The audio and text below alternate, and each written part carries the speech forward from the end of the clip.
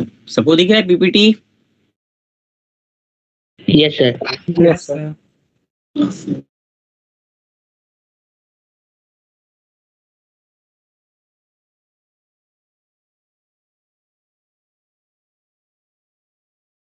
Okay, all right.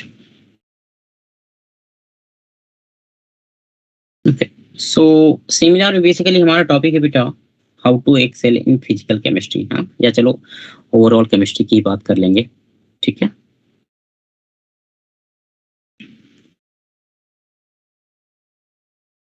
देखो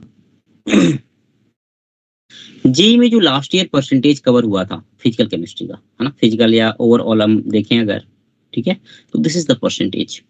physical chemistry 35.8% पूछा, inorganic 30.1%, organic 34.1%, है ना। So you can see here physical plus organic दोनों को मिला के सबसे ज्यादा पूछा है ना। इनऑर्गेनिक भी although not very much less, है ना, 30% बहुत कम नहीं होता है, ठीक है, ठीक ठाक, मतलब इनऑर्गेनिक भी अच्छा खासा पूछा हुआ है इन्होंने। नाउ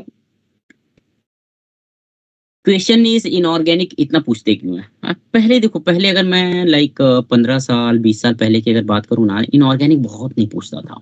इनऑर्गेनिक लाइक 20% के आसपास पूछ लिया, 20-25% काफी होता था, इससे ज्यादा नहीं पूछते थे। मेन स्ट्रेस उनका फिजिकल प्लस ऑर्गेनिक पे आता था, है ना। बट ये जब से तुम्हारा लाइक एनटीए ने लिया या उसके थोड़ा पहले चले जाओ 7-8 साल पहले से, है ना, तो फिर लगभग सबको प्रेफरेंस देना इन्होंने चालू किया। इनऑर्गेनिक को भी इन्होंने प्रेफरेंस देना चालू किया।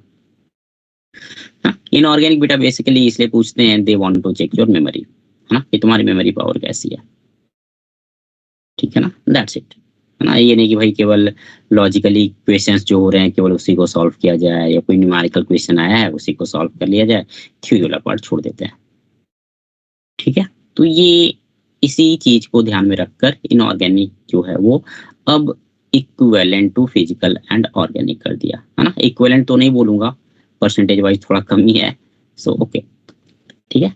नाउ नेक्स्ट हम लोग देखें चैप्टर वाइज वेटेज। अगर देखें जेई मेन में बेटा, तो फिजिकल केमिस्ट्री का ऑलमोस्ट 37% है, इनऑर्गेनिक का 33% है ना, एंड ऑर्गेनिक केमिस्ट्री का तुम्हारा 30% है, ठीक है। उसमें से भी अगर फर्दर डिवाइड करो तुम, तो ये 1 एंड 2 में डिवाइड किया है बेसिकली। 1 जो है वो 11th का है, 2 12th का है। सो सभी में देख लो तुम, केवल इनऑर्गेनिक को छोड़ के बाकी जो हैं वो सारे के सारे 12th वाला ज्यादा पूछा है। फिजिकल एंड ऑर्गेनिक दोनों में 12th वाले पोर्शन ज्यादा पूछे हैं, है ना। इनऑर्गेनिक जो है वो 11th का ज्यादा पूछा है। ये तुम्हारा लास्ट ईयर का मतलब कि एनालिसिस है, ठीक है। तो देखो 11th में बेटा इनऑर्गेनिक में क्या है तुम्हारा, पीरियोडिक प्रॉपर्टी है, केमिकल बॉन्डिंग है, और अगर atomic structure, general atomic structure एक जनरल केमिस्ट्री हो गया, या फिजिकल केमिस्ट्री में हम लोग इंक्लूड करते हैं, ठीक है। सो बेसिकली एटॉम इनऑर्गेनिक में तुम्हारा chemical bonding plus periodic property plus S block element and group 13 and 14, इतने में 25% पूछा है ना। और chemical bonding as you know, chemical bonding अगर तुम्हारा अच्छे से किया हुआ है तो इनऑर्गेनिक में काफी हेल्प मिल जाती है। Chemical bonding is like GOC of organic chemistry. Organic chemistry के लिए उसकी मदर कौन है भाई, जीओसी। और इनऑर्गेनिक केमिस्ट्री में बेस कहाँ से बनता है, केमिकल बॉन्डिंग से, है ना। तो ये दोनों चैप्टर जीओसी ऑर्गेनिक के लिए एंड केमिकल बॉन्डिंग इनऑर्गेनिक के लिए बहुत इंपॉर्टेंट है। तुमको ये पता होना चाहिए आयोनाइजेशन पोटेंशियल क्या है, इलेक्ट्रॉन एफिनिटी क्या है, इलेक्ट्रोनेगेटिविटी क्या है, उनका वेरिएशन अक्रॉस द पीरियड कैसा होता है, अक्रॉस द ग्रुप मतलब डाउन द ग्रुप कैसा होता है, दीज थिंग्स यू नो, है ना। सॉल्युबिलिटी, थर्मल स्टेबिलिटी, राइट, ये सब चीजें तुमको पता होनी चाहिए। Fazan student all those things, ये सब चीज तुमको मिलेगा, है ना। Everything you will see in P block element. Organic की बेटा अगर मैं बात करूं तो ऑर्गेनिक को ऑर्गेनिक 1 एंड ऑर्गेनिक 2 मत मानना कभी भी। नेवर एज्यूम दैट कि ऑर्गेनिक 1 है मेरे को उतना नहीं पढ़ना है, ऑर्गेनिक 2 है ये मैं पढ़ के चला जाऊंगा, है ना। Organic is like connecting dot, है ना। तुमने बचपन में गेम्स खेले होंगे, ठीक है, कि भाई कहीं पे तुम फंसे, मतलब एक बेबी है या कोई एनिमल है, वो एक पॉइंट पे खड़ा है, अब उसको घर तक पहुंचाना है, ठीक है ना। तो रास्ते बने होते हैं, डॉट्स बने होते हैं, डॉट्स को कनेक्ट करते हुए तुम रास्ता बना देते हो। खेला है ना ये वाला game? Yes sir. Yes sir. Yes ठीक है। तो बेटा ऑर्गेनिक वही है। ऑर्गेनिक में जो जहाँ जो तुम्हारा एनिमल है वो रिएक्टेंट हो गया, और जो घर जहां तक पहुंचना है वो तुम्हारा प्रोडक्ट हो गया, है ना। बीच में बहुत सारे डॉट्स मिलेंगे, तो तुमको बहुत सारे डॉट को कनेक्ट करते हुए होम तक जाना है। बीच में अगर तुम एक डॉट भूल गए ना तो फिर पहुंच नहीं पाओगे घर तक, है ना। तो ऑर्गेनिक्स में सारी चीजें कनेक्टेड है। ऑर्गेनिक में ये नहीं होगा कि तुमको भाई अल्काइल हैलाइड आता है, अल्कोहल आता है और अल्डिहाइड कीटोन नहीं आता है, या अल्डिहाइड कार्बोक्सिलिक एसिड आता है, अल्डिहाइड कीटोन नहीं आता है। ये नहीं होता है ऑर्गेनिक में, है ना। मतलब ऑर्गेनिक जिसकी अच्छी होती है ना, पूरी ऑर्गेनिक केमिस्ट्री अच्छी होती है, एंड दैट्स गुड। क्योंकि ऑर्गेनिक तुम्हारे सिलेबस का 50% है बेटा। अगर मैं 12th की बात करूं, तुम्हारे बोर्ड एग्जाम के पॉइंट व्यू से भी अगर मैं सोचूं, तो तुम्हारे सिलेबस का 50% एक पूरी बुक जो है वो ऑर्गेनिक की है, हाँ। और उसमें तुम 11th वाला भी इंक्लूड कर लो, क्योंकि जीओसी तुमको पढ़ना ही पढ़ना है ऑर्गेनिक को समझने के लिए। हाइड्रोकार्बन तुमको पढ़ना ही पढ़ना है, क्योंकि उसके रिएक्शंस तुमको हर जगह मिलेंगे। अल्काइल हैलाइड में मिलेगा, अल्कोहल में मिलेगा, अल्डिहाइड कीटोन में मिलेगा, कार्बोक्सिलिक एसिड में मिलेगा, सब जगह मिलेगा, है ना। पूरा पूरा तो ऑब्वियसली नहीं मिलता है, लेकिन कुछ कुछ रिएक्शंस तुमको कॉमन है, हर जगह मिलेंगे, कोरिलेटेड है चीजें। तो ऑर्गेनिक केमिस्ट्री में तुम ये एज्यूम करके चलो, है ना, ये दिमाग में बैठा लो कि भाई 11th प्लस 12th दोनों करना है अच्छे से, है ना। इनऑर्गेनिक में ठीक है, परसेंटेज वाइज देख ही लिया। फिजिकल की अगर मैं बात करूं बेटा, फिजिकल में तुम्हारा 17%, मतलब 11th में कौन कौन से चैप्टर है बेटा? Basic concept of chemistry, atomic structure, state of matter, thermodynamics, chemical equilibrium, ionic equilibrium, 6 chapter हैं टोटल, है ना। एंड अगर मैं 12th के फिजिकल केमिस्ट्री की बात करूं तो वहां पे तुम्हारा है solid state, solution, electrochemistry, chemical kinetics, और ये 4 हो गए, एक सरफेस केमिस्ट्री जोड़ दो, 5। ठीक है। तो सरफेस केमिस्ट्री जो है वो उसका पैटर्न थोड़ा अलग है ना। It is not completely physical chemistry, क्योंकि उसमें बहुत सारी चीजें ऐसी दी हुई हैं जो एकदम कंप्लीटली फैक्चुअल है ना। फिजिकल केमिस्ट्री का थोड़ा बहुत पार्ट तुमको वहां पे मिलेगा, ठीक है ना। बाग मतलब न्यूमेरिकल्स तुमको सरफेस केमिस्ट्री में ज्यादा नहीं दिखेगा, है ना। ये दिया हुआ रहेगा कि हाँ भाई ये मान लो कि the formula for the soap molecule is, ये तुमने 10th क्लास में भी पढ़ा है ना, 4 ऑप्शन। या which of the following is an oil in water emulsion, है ना। या which of the following is an example of jelly, gel. Which of the following is an example of, मतलब इस टाइप के क्वेश्चंस तुमको खूब मिलेंगे सरफेस केमिस्ट्री में। तो मैं उसको फिजिकल का मतलब पूरा हिस्सा नहीं मानता हूँ। फिजिकल का तुम कह सकते हो 30% 40% है, बाकी तुम्हारा रट्टा मारने वाला है सरफेस केमिस्ट्री में, है ना। समझने वाली चीजें भी हैं, लॉजिकल चीजें हैं, एकदम इनऑर्गेनिक वाला मतलब नहीं लगेगा कि इनऑर्गेनिक पढ़ रहे हो तुम, लगेगा कि हाँ भाई ठीक पढ़ रहे हो, है ना। सो फिजिकल केमिस्ट्री 12th वाला जो पार्ट है बेटा, ये 4 चैप्टर, उसमें 20% है, और जो 11th वाला पार्ट है 6 चैप्टर, उसका 17% है। तो अगेन स्ट्रेस किस पे देना है ज्यादा? 12th के फिजिकल केमिस्ट्री पे। 4 चैप्टर में 20% आ रहा है, और उधर 6 चैप्टर उसमें से 17% आ रहा है, ठीक है।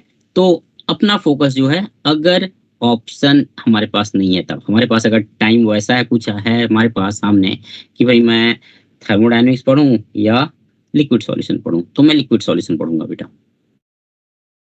है ना। ऐसा प्रेफरेंस जो है हम 12th को देंगे, ठीक है। Chapter wise coverage in JEE mains. तो देखो यहाँ पे स्टोइकियोमेट्री से, इसमें स्टोइकियोमेट्री का मैंने भी देखा था ये चीज, है ना।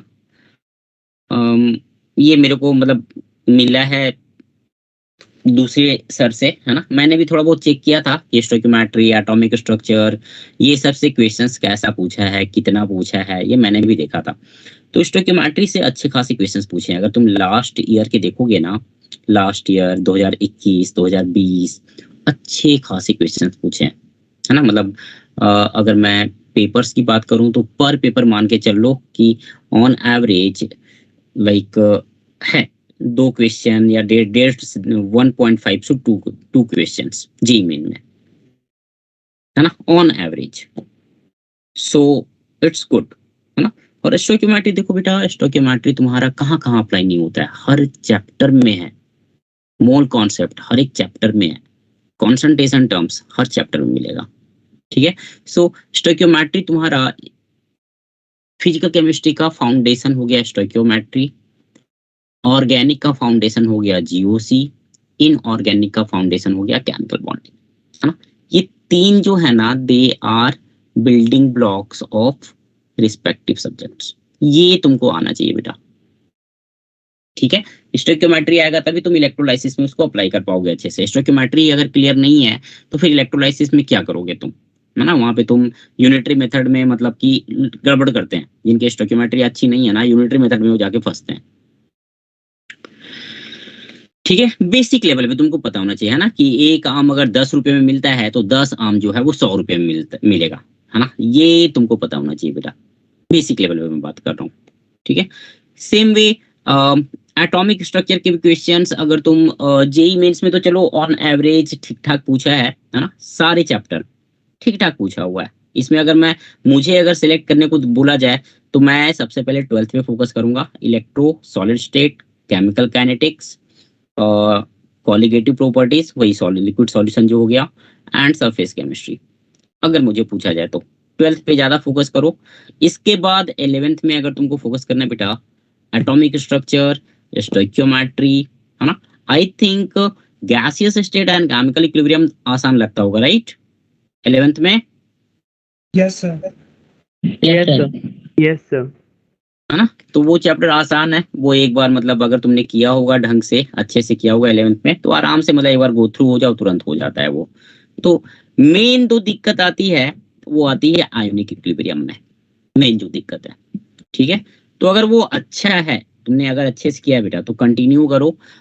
इफ यू थिंक मतलब अगर तुमने उतनी मेहनत नहीं कर पाए हो आयोनिक इक्विलिब्रियम में, है ना, तो अगर टाइम है तो देखो, नहीं टाइम है तो वो चैप्टर तुम एक बार की मतलब स्किप कर सकते हो। बट अगर वो चैप्टर स्किप करोगे तो एक डिसएडवांटेज उसका ये होगा कि उससे रिलेटेड जो केमिकल इक्विलिब्रियम कांस्टेंट हैं वो इलेक्ट्रोकेमिस्ट्री में तुमको फिर पेन देंगे, दे विल बी पेनफुल, है ना। जहाँ पे के एस पी आएगा या डिसोसिएशन कांस्टेंट आएंगे एसिड के, बेस के, ठीक है। तो I would say basic level पे कर लो। अगर नहीं किया है तो किया है तो मतलब किया है तो बहुत अच्छी बात है। इन केस अगर नहीं किया है तो बेसिक लेवल पे एक बार देख लो, के ए क्या होता है, के बी क्या होता है, के एस पी क्या होता है ना, buffer solution, salt hydrolysis, basic level पे एक बार देख लो इनको, ठीक है ना। 12th पे ज्यादा फोकस करना है ना, 12th पे थोड़ा ज्यादा फोकस करेंगे हम लोग। जेई एडवांस का पेपर एनालिसिस, जेई एडवांस में देखो पेपर 1, है ना, इनका इजी क्वेश्चंस अगर देखें बेटा तो 15 क्वेश्चन जो हैं out of, sorry marks, out of 62 marks 15 marks का पेपर 1 आसान था, 26 मार्क्स का पेपर 2 आसान था। मॉडरेट में अगर मैं जाऊं तो 31 पेपर 1 में, 27 पेपर 2 में। सो इजी प्लस मॉडरेट अगर मैं मिलाऊं बेटा तो 46 एंड 53 बन रहा है ना। अगर मैं डिफिकल्ट वाले को देखूं, डिफिकल्ट वाला जो है उनका परसेंटेज सबसे कम है, 16 and 9, 16 and 9 percentage wise easy and moderate से कम है। तो अगर मैं इजी प्लस मॉडरेट पे ही फोकस करूँ ना, मेरा 75% पेपर 1 में आ रहा है और 80% के आसपास पेपर 2, अगर केवल इजी प्लस मॉडरेट क्वेश्चंस पे फोकस करूं मैं। अगर फॉर एग्जांपल मैं डिफिकल्ट पे ना जाऊं तो भी, है ना, ऐसा नहीं बोल रहा हूँ जाना नहीं है, मतलब एक ये लेके चल रहा हूँ मैं, क्या बोले, safe side. So it is not मतलब आई थिंक अगर तुमने क्वेश्चंस किए होंगे इलेक्ट्रोकेमिस्ट्री के बेटा, तो इलेक्ट्रोकेमिस्ट्री में बहुत सारे क्वेश्चंस मैंने भी करवाए थे क्लास में। बहुत सारे क्वेश्चंस ऐसे थे जो फॉर्मूला बेस्ड थे या बेसिक कॉन्सेप्ट पे बेस्ड थे, कुछ भी उसमें हाई फाई नहीं था। बहुत सारे क्वेश्चंस, ऑफ कोर्स कुछ क्वेश्चंस डिफिकल्ट तुमको मिलेंगी, वो तो रहेगा ही रहेगा, है ना। जे एडवांस भाई नाम लिखा है तो फिर कुछ क्वेश्चंस तो देंगे लेवल का, बट ठीक है, इजी प्लस मॉडरेट का परसेंटेज जो है वो ज्यादा है।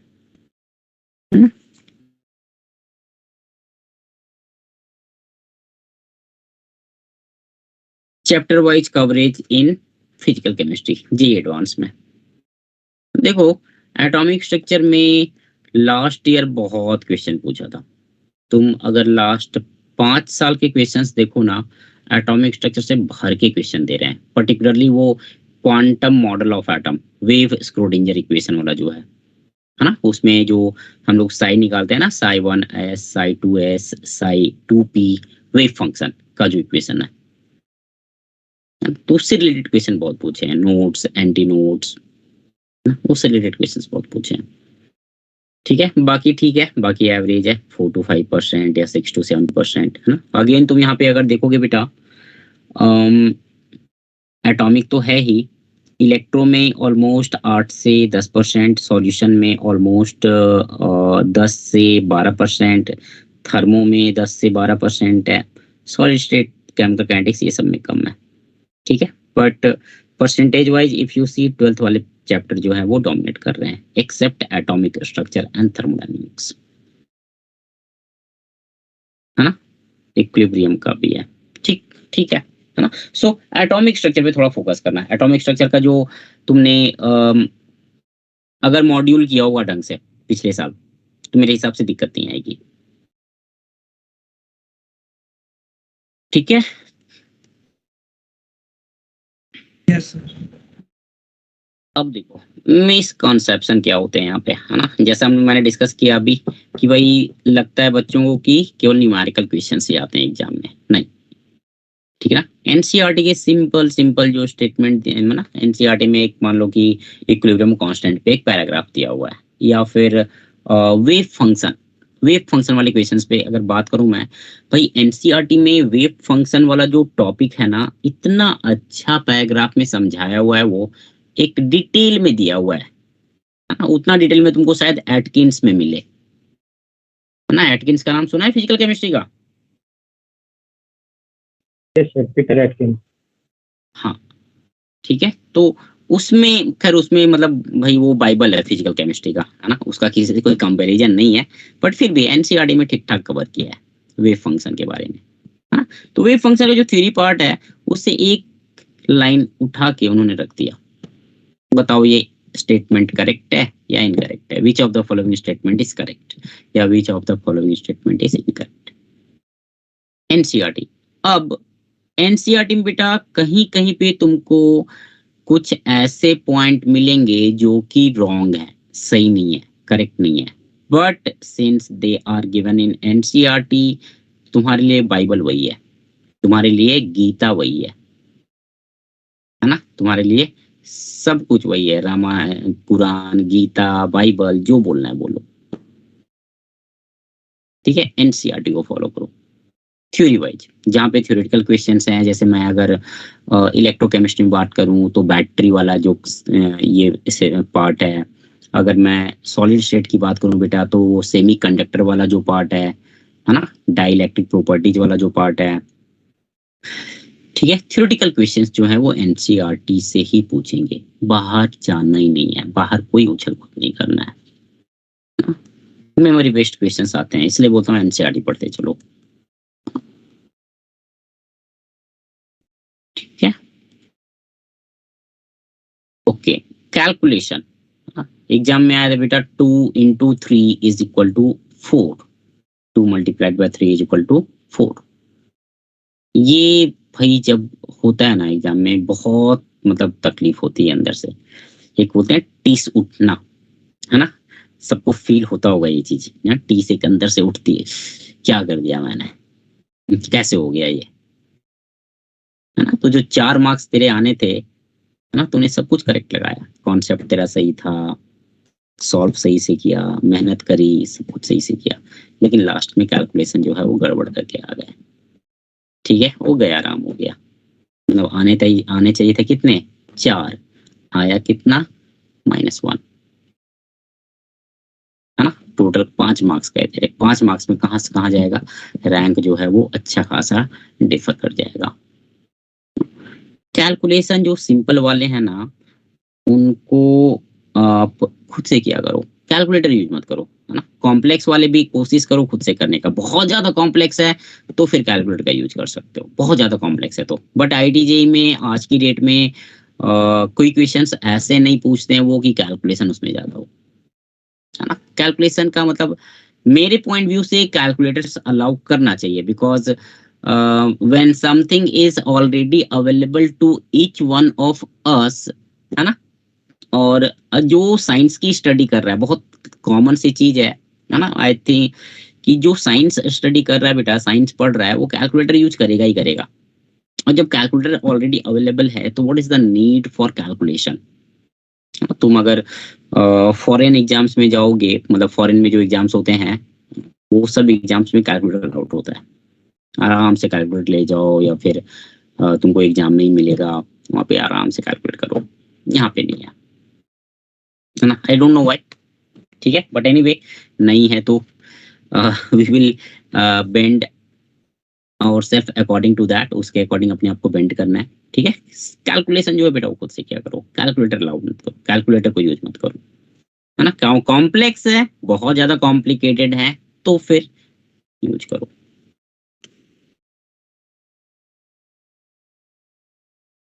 ओके, क्या क्या हर्डल्स फेस करते हैं, फियर ऑफ कैलकुलेशन। ठीक है, बहुत लोगों को कैलकुलेशन से ही डर लगता है ना। बचपन में 10th क्लास तक कैलकुलेटर यूज किया था अच्छा खासा, अब एकदम से पता चला कि 11th 12th में तो कैलकुलेटर है ही नहीं, यहाँ पे तो कर ही नहीं सकते हैं। और यहाँ पे नंबर्स और बड़े हो गए, वहां पे तो नंबर्स छोटे थे, यहाँ पे नंबर्स और बड़े हो गए, डेसिमल्स भी आ गए। ठीक है ना, थोड़ा डर लगता है ना। Although it's not that much big, I think बहुत बड़ी प्रॉब्लम नहीं है ये इंपॉर्टेंट है to understand the essence of theory. जो भी कॉन्सेप्ट आपको पढ़ाया जाता है या जो भी कॉन्सेप्ट आप पढ़ते हो बेटा, है ना, जैसे मान लो कि क्लास में तुमने कुछ पढ़ा, कुछ सीखा, है ना, कुछ डाउट आया तो क्लास में पूछा करो। मैं ये चीज हर मतलब पहले भी बोलता था, है ना, क्लास में पूछा करो। कोई भी डाउट होता है कभी भी उसको घर लेके मत जाओ, never take your doubts to home. हाँ, वो हमको लगता है कि हम पढ़ लेंगे घर पे, या बाद में पूछ लेंगे, या बुक में देख लेंगे, नहीं देख पाते हैं, है ना। नहीं देख पाने का एक बहुत बड़ा रीजन क्या है पता है, इंफॉर्मेशन। हमारा माइंड क्या है बेटा, हमारा माइंड क्या है, it is a processor, right. It is nothing but a processor, है ना। किसी का प्रोसेसर फास्ट है, किसी का प्रोसेसर स्लो है, इट्स अ प्रोसेसर एक्चुअली, है ना। तो इंफॉर्मेशन आज की डेट में वर्ल्ड में इतनी ज्यादा अवेलेबल है ना। You can't think of that thing, कितनी ज्यादा इंफॉर्मेशन अवेलेबल है ना। If you go back like तुम 20 साल पहले चले जाओ, 20 साल मोबाइल कब आया था, मोबाइल थोड़ा सा स्मार्टफोन वाले फीचर्स आए थे बेटा, मुझे याद है मैं 2004 5, हाँ। मैं जब कॉलेज में था ना तो 2005 में लैन कनेक्शन आए थे इंटरनेट वाले हॉस्टल में। ठीक है, उसके पहले मतलब आईटीबीएचयू में नहीं था ये लैन कनेक्शन, 2005 में आया था। तो 2005 से मतलब 2004 या उसके पहले मान के चलो कि इंटरनेट की अवेलेबिलिटी जो थी बहुत कम थी। ठीक है, था बन मतलब चीजें थी, ऐसा नहीं है नहीं थी, लाइक 20 रुपए प्रति घंटे या 30 रुपए प्रति घंटे लोग जाते थे अपना याहू मेल चेक किया, उसमें याहू मिलता है, जीमेल तो था नहीं। ठीक है, याहू मेल चेक किया या रेडिट मेल चेक किया। तो उस टाइम पे इंफॉर्मेशन लोगों के पास उतनी ज्यादा नहीं थी जितनी ज्यादा इंफॉर्मेशन आज की डेट में अवेलेबल है। तो इमेजिन करो बेटा, तुम्हारा माइंड एक प्रोसेसर है, तुम इसमें इंफॉर्मेशन फीड करते जा रहे हो, है ना, ये वो ना। 10 तरह की इंफॉर्मेशन फीड कर रहे हो। सोचो तुम्हारा मतलब इट इज लाइक तुम्हारे पास एक लैपटॉप है, लैपटॉप में तुमने एक साथ 10-15 एप्लीकेशंस खोल दिए हैं, क्या होगा उसका इफेक्ट बताओ तो? हैंग कर जाएगा। लैपटॉप लैग करेगा। हैंग कर जाएगा, है ना, हैंग करने की पॉसिबिलिटी रहेगी, कोई प्रोग्राम जो है वो रिस्पॉन्ड नहीं करेगा, टाइम लगाएगा, है ना, वो चीजें हैं। तो इंफॉर्मेशन जो है ना, कोशिश करो अपने एंड से बेटा कि इंफॉर्मेशन अपने दिमाग को कम फीड करो। अननेसेसरी इंफॉर्मेशन क्या होती है? तो मोबाइल में बहुत सारी चीजें तुम देखने लगते हो, है ना, गेम से रिलेटेड चीजें, न्यूज वाली चीजें, किसी किसी को न्यूज में बड़ा इंटरेस्ट होता है ना, क्या हो रहा है वर्ल्ड में, क्या हो रहा है दुनिया में। अभी जो हो रहा है 2 साल बाद देख लियो यार, 1 साल बाद देख लियो, अभी क्या जरूरत है, दुनिया थोड़ी ना जा रही है कहीं। ठीक है, इंफॉर्मेशन, अननेसेसरी इंफॉर्मेशन ज्यादा दिमाग में फीड मत करो। ठीक है, माइंड जो है थोड़ा सा फ्री रहेगा अगर फीड नहीं करोगे तो, ना, थोड़ी सी जगह बची रहेगी। नंबर ऑफ एप्लीकेशंस कम अगर ओपन होंगे ना, तो your mind will be more efficient, है ना। तो चीजें ज्यादा समझ में आती हैं उससे। इंफॉर्मेशन आप जितना फीड करते जाओगे खटाखट खटाखट खटाखट, है ना, उतना तुम्हारा माइंड जो है वो मतलब थक जाएगा, परेशान हो जाएगा। और थकोगे और परेशान होगे तो फिर किसी चीज में मन नहीं लगता है ना। यूनिट्स, यूनिट्स वाले भाई, पता चला मोलैरिटी इज इक्वल टू होता है moles upon volume in litre. Volume दिया था मिलीलीटर में, उसको कन्वर्ट मैंने नहीं किया और वैसे उधर मोल्स निकाल दिए, गड़बड़ हो गया, है ना। या कंडक्टेंस वाले जो फॉर्मूला है, कंडक्टेंस वाले फॉर्मूला है ना, जो कंडक्टेंस, मोलर कंडक्टेंस, 2 यूनिट बताए थे, एक था तुम्हारा सीजीएस यूनिट का, दूसरा था एसआई यूनिट का, यस सर। है ना। तो उसमें यूनिट की बहुत गड़बड़ी करते हैं लोग, हाँ, उसमें यूनिट का बहुत गड़बड़ी करते हैं कंडक्टेंस वाले फॉर्मूले में। ठीक है, तो कंडक्ट यूनिट को थोड़ा ध्यान में रख के चलना है ना। यूनिट का देखो, it is a thing of practice only, ऐसा नहीं कि कोई तुमको स्पेशल अटेंशन देना है इस चीज को। It is just a thing of practice कि स्टार्टिंग में थोड़ा सा ध्यान रखोगे ना कि हाँ भाई यूनिट को देख के चलना है, यूनिट को देख के चलना है, तो एक बार सिस्टम में तुम्हारे बैठ जाएगा ना, एक बार तुम्हारे दिमाग में बैठ गया, फिर ये चीजें नेचुरल हो जाएंगी। यूनिट वाली चीज जो है वो नेचुरल हो जाएगी, फिर कोई दिक्कत नहीं आती है। ये सबसे बड़ी प्रॉब्लम है केमिस्ट्री की, नहीं। Less devotion for chemistry in self study time. बहुत लोगों को आई थिंक है ना, मतलब सबसे अच्छा एग्जांपल है अटेंडेंस का, देख लो, है ना। मैथ्स में नॉर्मली लोगों का इंटरेस्ट ज्यादा होता है compare to chemistry. Maths and physics में सबसे ज्यादा इंटरेस्ट आई थिंक मैथ्स में होता है, फिर फिजिक्स, फिर केमिस्ट्री। सही बोल रहा हूँ मैं? सर फिजिक्स से समझ ही नहीं आती, केमिस्ट्री ज्यादा नो इंटरेस्ट है। सर। फिजिक्स समझ नहीं आती क्यों? फिजिक्स क्यों नहीं समझ में आती भाई? सर पता नहीं, फिर इसके न्यूमेरिकल्स होते ही नहीं, केमिस्ट्री के हो जाते हैं इसलिए उसमें इंटरेस्ट आता है। मुझे फिजिक्स से सबसे ज्यादा पसंद है, बाकी सब्जेक्ट। फिजिक्स, मुझे भी फिजिक्स सबसे ज्यादा पसंद था, मुझे भी अपने टाइम पे ना फिजिक्स मुझे बहुत पसंद था।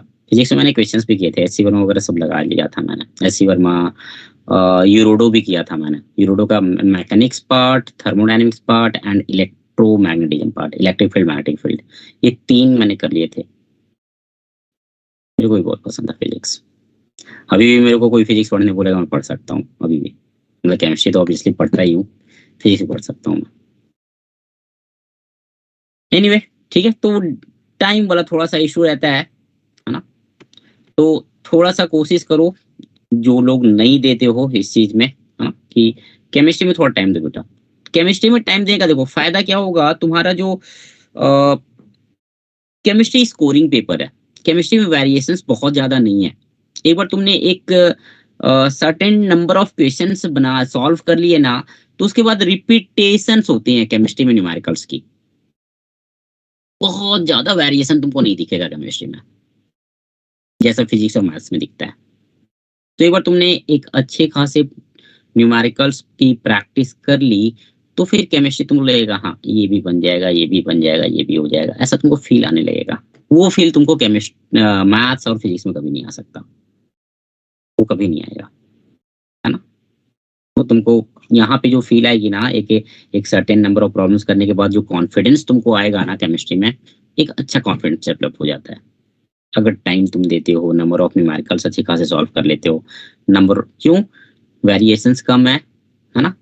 और ठीक है, एक बार रिपीटेशंस होने लगेगी जब कॉन्सेप्ट की या पैटर्न की, तो फिर मजा आएगा कि हाँ ये क्वेश्चन तो किया हुआ है, ये क्वेश्चन तो किया हुआ है, हो जाएगा।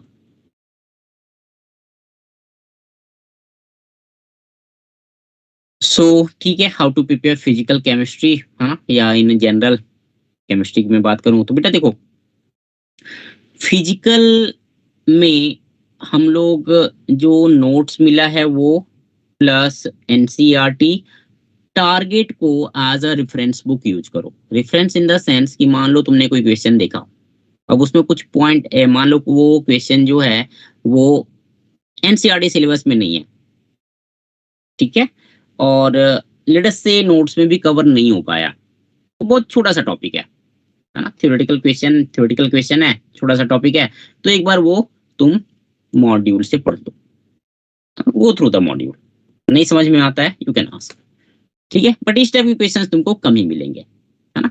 ऑर्गेनिक के लिए तुमको ना एनसीईआरटी पढ़ने की जरूरत है, ना ही तुमको, नहीं सॉरी एनसीईआरटी पढ़ लेना यार, तुम्हारा बोर्ड है ना, बोर्ड है, सॉरी एनसीईआरटी पढ़ लेना। एनसीईआरटी बेटा ऑर्गेनिक प्लस नोट्स, है ना, एक बार देख लेना, तुमको आई थिंक चीजें क्लियर हो जाएंगी, है ना, विद टाइम चीजें क्लियर हो जाएंगी। What ever you find suitable, अगर तुमको लगता है कि नहीं क्लास नोट से मेरा काम चल रहा है, तो फिर क्लास नोट्स को ही करोगे, है ना। मैं सब ऑर्गेनिक में मैं मतलब एनसीईआरटी ऑर्गेनिक के मामले में बहुत कम दिया हुआ है, काफी कम दिया हुआ है ना। हम लोग जब करेंगे मतलब जेई के लिए, तो उस समय कंटेंट तुमको ऑर्गेनिक में अच्छा खासा मिलेगा। इनऑर्गेनिक की बात करूं मैं, तो इनऑर्गेनिक बेटा प्योर एनसीईआरटी, 100% एनसीईआरटी, कहीं झांकना ही नहीं है, एनसीईआरटी करो केवल। टाइम तुम्हारे पास है then yes you can go for, एक बुक आती है जेडीली, वो तुम देख सकते हो as a reference book, but NCERT sufficient. तुमको जेई मेंस में 100% क्वेश्चन एनसीईआरटी से रहते हैं, कभी कभार एक आध क्वेश्चन हो गया इधर उधर तो कह नहीं सकता, बट अभी तक इस साल या पिछले साल का जो देखा है मैंने पैटर्न, एनसीईआरटी सफिशिएंट है इनऑर्गेनिक के लिए, है ना। और बाकी थोड़ी बहुत चीजें ऑब्वियसली क्लास में रहेंगे तो देखेंगे हम लोग, है ना, मैं भी बताऊंगा ही थोड़ी बहुत चीजें, ऐसा नहीं केवल एनसीईआरटी में ही रहेंगे, ठीक है। मोस्टली एनसीईआरटी को फॉलो करके चलेंगे, थोड़ी बहुत चीजें बाहर से देखेंगे हम लोग, ठीक है। हो गए ये तो, चलो ठीक है, ये तो बेसिक नीड है, एनसीईआरटी प्लस टारगेट का सॉल्व करना है ना। पीवाईक्यू करने, पीवाईक्यू इंपॉर्टेंट है, पीवाईक्यू को आप एक बार करो, 2 बार कर लो, 3 बार कर लो, बेटर है ना। एक बार जब होना शुरू हो जाएगा ना पीवाईक्यू, तो थोड़ा कॉन्फिडेंस आएगा अंदर से, और थोड़ा सा लगेगा ये यस मैंने सॉल्व कर लिया, है ना, इतने सारे क्वेश्चन सॉल्व कर लिए पीवाईक्यू के, थोड़ा कॉन्फिडेंस आएगा अंदर, ठीक है। जेईई एडवांस के लिए स्टेप 3 है ही तुम्हारा, ये इंपॉर्टेंट है, formula chart and short notes, ठीक है। एक पॉकेट डायरी टाइप का रखो, आई थिंक मैंने पहले भी बोला था, एक पॉकेट डायरी टाइप का रखो, उसमें जो जो तुमको पॉइंट लगते हैं कि ये पॉइंट में मेरे को डाउट है, या ये पॉइंट में बार बार भूल जाता हूँ और बहुत इंपॉर्टेंट पॉइंट है बेटा, तो वो तुम मेंटेन करो यहाँ पे। फॉर्मूला है कोई, उसको मेंटेन करो यहाँ पे, एक क्विक रिवीजन के लिए। हाँ, कभी तुमको मान लो कोई एग्जाम आ गया, स्कूल में कोई एग्जाम आया, तो एक बार देख लिया खोल के कि हाँ ये चीजें हैं, ये फॉर्मूला है ना। यस एक पर्टिकुलर टॉपिक पे, एक पर्टिकुलर कॉन्सेप्ट पे बेटा कोशिश करो 10 से 15 सवाल करने का। 10 से 15 आई थिंक ये कम ही दिया है, मैं ज्यादा ही बोलूंगा, है ना। और एक फिजिकल केमिस्ट्री में मैं एक सजेशन दूंगा, try to go for subjective questions. Subjective questions पे थोड़ा ज्यादा फोकस करना। ऑब्जेक्टिव में क्या होता है ना, दिमाग दूसरी तरह से काम करता है, ये तुमने भी ऑब्जर्व किया होगा। और सब्जेक्टिव में क्या करते हैं ना, हम सॉल्व करना चालू कर देते हैं। सब्जेक्टिव क्वेश्चन जहाँ पे भी दिखा सॉल्व करना चालू कर देते हैं। ऑब्जेक्टिव जब आता है ना, थोड़ा सा ऑप्शन देखते हैं, अच्छा ये ऑप्शन दिया है, ये तो नहीं होगा, इसको हटा दो, ये भी नहीं होगा, इसको हटा दो। तो वहां पे हमारा मतलब जितना सब्जेक्टिव के लिए हमारा माइंड जितना ज्यादा एक्टिव रहता है, उतना ऑब्जेक्टिव में हम लोग नहीं लगा पाते हैं। सब्जेक्टिव अगर करोगे ना, उससे तुम्हारी एक न्यूमेरिकल सॉल्विंग एबिलिटी डेवलप होगी, जो डेफिनेटली तुमको ऑब्जेक्टिव में भी हेल्प करेगी। बट ऑब्जेक्टिव से तुमको सब्जेक्टिव में हेल्प नहीं मिलेगा। ठीक है, थोड़ा वो न्यूमेरिकल इंटीजर टाइप जो होते हैं ना, वो सब उस टाइप क्वेश्चंस जो है वो थोड़ा सॉल्व किया करो, है ना, वो ज्यादा सॉल्व किया करो। ठीक है, बाकी जो चल रहा है नॉर्मल वो तो ठीक है, बट अगर numerical type integer type questions ज्यादा सॉल्व करते हो, तो मेरे हिसाब से वो थोड़ा सा तुमको एक यू कैन से एक एज देगा दूसरे स्टूडेंट्स के ऊपर। ठीक है, एडवांटेज रिवॉर्ड्स, स्कोरिंग पेपर होता है ना, वेरिएशंस कम है। तो अगर तुमने एक सर्टेन नंबर ऑफ क्वेश्चंस कर लिए हैं तो तुमको लगेगा कि हाँ भाई क्वेश्चंस रिपीट हो रहे हैं। टाइम कम लगता है तुमको, अगर आता है मान लो ऑर्गेनिक तुमको आ रहा है, इनऑर्गेनिक आ रहा है ना, खटाखट खटाखट टिक करते हुए चलोगे। फिजिकल में थोड़ा सा न्यूमेरिकल टाइप के हैं तो उसमें थोड़ा टाइम लगेगा, है ना। So all in all 35 minute to 40 minute में तुम्हारा ऑर्गेनिक मतलब सॉरी केमिस्ट्री लोग नॉर्मली कर लेते हैं 35 से 40 मिनट में। टाइम बचेगा, है ना। High accuracy, well that depends upon you actually. ठीक है ना, अगर टाइम देते हो केमिस्ट्री को तो ऑब्वियसली एक्यूरेसी बेटर होगी। वो हर एक सब्जेक्ट के लिए वैलिड है ना, it is not for chemistry only, physics और मैथ्स के लिए भी एप्लीकेबल है ना। स्कोरिंग पेपर होता है बेटा, वेरिएशंस ज़्यादा नहीं है। अगर तुमने एक टाइप के क्वेश्चंस कर लिए हैं और बनना जब चालू होगा ना, तो काफ़ी कॉन्फिडेंस आता है, काफ़ी कॉन्फिडेंस आएगा एग्जाम के टाइम पे कि हाँ मैं मतलब केमिस्ट्री में मतलब फोड़ दूंगा, ये कॉन्फिडेंस आएगा अगर तुम इसमें टाइम देते हो तो।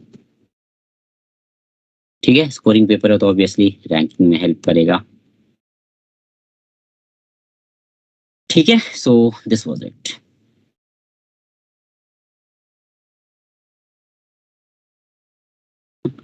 कोई डाउट है इसमें और कुछ तो पूछ सकते हो।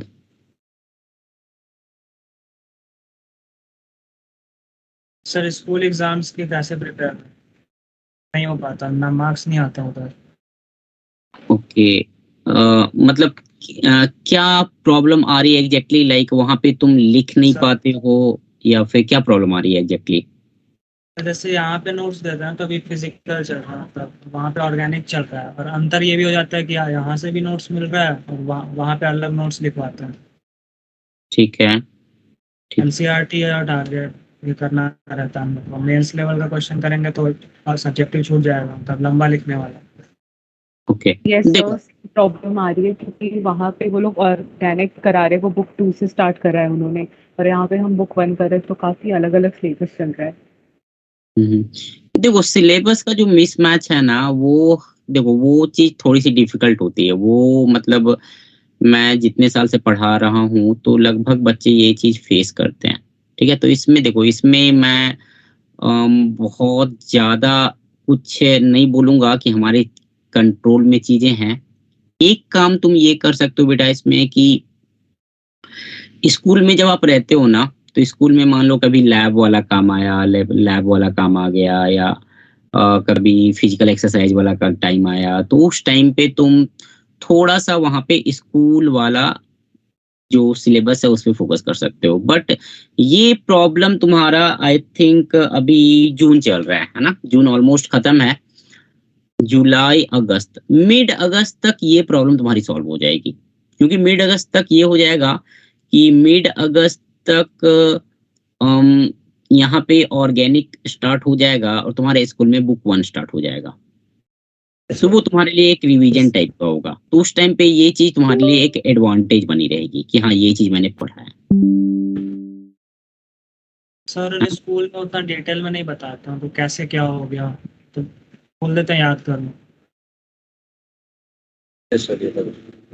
ओके, मतलब ऑर्गेनिक में तुम बोल रहे हो, राइट? यस सर कुछ फिजिकल के भी चैप्टर समझ में नहीं आता। डेफिनेशन पे ज्यादा ध्यान देते हैं और मतलब ऐसे ना प्रैक्टिकल थिंग्स को फॉलो से ज्यादा ना ज्यादा न्यूमेरिकल्स होते हैं। ओके ओके, सर देखो क्वेश्चन भी कराते ही नहीं। चल ठीक है ना, वो सब हाँ, यहाँ पे तो चल ही रहा है ना, यहाँ पे तो चल ही रहा है ना। यहाँ पे देखो वो सब चीजें जो है, मान लो ऑर्गेनिक है, तुमको कोई चीज समझ में नहीं आई वहां पे, कोई बात नहीं। यहाँ पे जब ऑर्गेनिक करेंगे तो वो चीज तुम लिख के रखो, इसलिए बोलता हूँ जो चीजें तुमको नहीं समझ में आती हैं उसको थोड़ा सा लिख के रखो, है ना। एक स्टिकी नोट्स आते हैं वो येलो कलर वाले, उसको चिपका के रख ले कहीं पे कि हाँ ये डाउट है मेरा, यस है ना, उसको पूछ ले। और थ्योरी के लिए ना, थ्योरी के लिए जैसे मान लो कुछ क्वेश्चन पूछा, थ्योरी है ना, अब कोई डेफिनेशन पूछी है जैसे, तो डेफिनेशन में बेटा क्या कर सकते हो तुम, डेफिनेशन में तुमको वो चीज आती है अच्छे से, राइट, वो चीज अच्छे से आती है बेटा, तो उसको तुम वर्ड थोड़ा सा, कोई कोई डेफिनेशन में ना कीवर्ड्स होते हैं, जो डेफिनेशन होती है ना उसमें कुछ कीवर्ड्स होते हैं, तो हर एक टीचर जो चाहता है कि वो डेफिनेशन में मेरे को ये कीवर्ड दिखे, है ना। जो भाई 3 इडियट मूवी देखी है ना, 3 इडियट्स मूवी देखी है, यस यस यस सर, कल ही आई। तो उसमें जो मशीन वाली डेफिनेशन है ना, वो रैंचो और उसका क्या नाम है, चतुर, यस सर। मशीन की डेफिनेशन, तो ठीक है, मतलब मार्क्स तुमको जो रैंचो वाली डेफिनेशन है उससे तो नहीं मिलने वाली है। यस सर, ये दिक्कत हो रही है, कन्वेंस नहीं कर पाते डेफिनेशन पार्ट से। यस सर, ऐसा मेरे साथ हुआ था, वेक्टर लॉ लिखना था ना एडिशन वाला, हाँ तो मैं अपने भाषा में लिख दिया था, सही था लेकिन फिर भी काट दिया था। ओके, तो वही बोल रहा हूँ ना, कुछ कीवर्ड्स हैं वो इंपॉर्टेंट हैं, तो उन कीवर्ड्स को थोड़ा सा तुमको लिखना पड़ेगा बेटा वहाँ पे। हर एक टीचर जो है वो क्या चाहता है कि मेरे को, मान ले मैंने पूछा कि भाई रेट, व्हाट इज रेट, तो व्हाट इज रेट, चलो ये तो बहुत सिंपल हो गया, है ना? जैसे सेमीकंडक्टर पूछ लिया कि पी टाइप सेमीकंडक्टर को थोड़ा सा एक्सप्लेन करो, ठीक है ना, तो उसमें 2 लाइन आएंगे, इस पे ज्यादा से ज्यादा एक डेढ़ लाइन मतलब नहीं डायरेक्ट। भाई देखो, एग्जाम में कभी कभी क्या होता है, मैं बताता हूँ तुमको, एग्जाम में कभी क्या होता है बेटा, जो टीचर्स होते हैं ना उनको ऊपर से इंस्ट्रक्शन होते हैं कि भाई आप मार्क्स दो, थोड़ा सा लिबरल रहो मार्क्स देने में, ठीक है। अब तुम्हारी जो तुम एग्जाम, मतलब क्वेश्चंस के आंसर जो लिख रहे हो तुम, वो थोड़ा सा भरा हुआ होना चाहिए। अब मान ले कि एक क्वेश्चन पूछा है, सेम क्वेश्चन मैं 1 मार्क्स का पूछ सकता हूँ, सेम क्वेश्चन मैं 2 मार्क्स का भी पूछ सकता हूँ। तो अगर मैंने 2 मार्क्स के पूछे ना, तो आई विल एक्सपेक्ट दैट कि भाई इसमें थोड़ा सा मुझे एग्जाम्पल मिल जाए, है ना, थोड़ा बहुत फिगर वगैरह। अगर 3 मार्क्स का वही क्वेश्चन मैंने पूछ दिया, थोड़े बहुत फिगर बना दो उसमें तुम, आ रही बात समझ में। अगर 1 मार्क्स का पूछा तो 1 लाइन में लिख निकल जाऊंगा। यस तो इतना मतलब शॉर्ट में पूरा एक्सप्लेन कर देते हैं, फिर दोनों में से एलोग्रेट करके लिख पाते हैं, मतलब होल फाल के ना कट्टो कट लिख जाते हैं, तो मिलता नहीं ज्यादा कुछ। हाँ, कोई नहीं, धीरे धीरे एनसीईआरटी के जो क्वेश्चंस है ना उनके आंसर करो, और उन आंसर के क्वेश्चन, मतलब उन क्वेश्चंस के आंसर एक बार इंटरनेट पे देखो क्या दिया हुआ है, फिर मैच करो, तो थोड़ा बहुत तुमको धीरे धीरे आइडिया लगने लगेगा कि हाँ इस क्वेश्चन का ऐसा लिखना था, इस क्वेश्चन का ऐसा लिखना था, जिसमें तुमको मार्क्स नहीं मिले वो वाले क्वेश्चंस, ये तुम कर सकते हो कंपैरिजन। Okay sir. ठीक है, चलो ठीक है फिर आज के लिए, है ना। यस सर, चलो बेटा, thank you sir. Okay, thank you sir. Thank you sir, good night sir.